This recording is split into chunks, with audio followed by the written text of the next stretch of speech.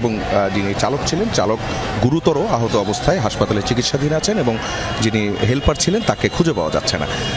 যে বিষয়টি আসছে সেটি হচ্ছে এই যে ব্রিজটি, এটি বহু পুরনো ব্রিজ কিন্তু বলা যাবে না। এই পথে কিন্তু এর আগে কনক্রিটের একটি ব্রিজ ছিল। এরপর যখন উপরে আপনি দেখতে পাচ্ছেন বিআরটি প্রকল্পের যে ফ্লাইওভারটি, এই ফ্লাইওভারটি যখন হয় তখনই কিন্তু নিচে এই পাশাপাশি দুটি ইস্পাতের যে ব্রিজ, সেই ব্রিজ দুটি নির্মাণ করা হয়।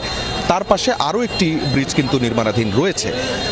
এই দুটি ব্রিজ দিয়েই কিন্তু যানবাহন চলাচল করতো। নিচে যে যানবাহনগুলো চলাচল করতো, বিশেষ করে যাত্রীবাহী বাস এবং মালবাহী যে ট্রাকগুলো আছে, এছাড়াও আশপাশের এলাকার যে প্রাইভেট কার থেকে শুরু করে অন্যান্য যে যানবাহনগুলো আছে সেই যানবাহনগুলো চলাচল করতো। আর পথচারী পারাপার তো আপনি এখনও দেখতে পাচ্ছেন, পাশের যে ব্রিজটি আছে সেই ব্রিজটি দিয়ে কিন্তু পথচারী পারাপারও হয়।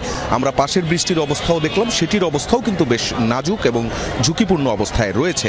আমরা বাঁ দিকের ব্রিজ যেটি, সেই ব্রিজটির কথা বলছি। ডান পাশের ব্রিজটি কিন্তু নির্মাণ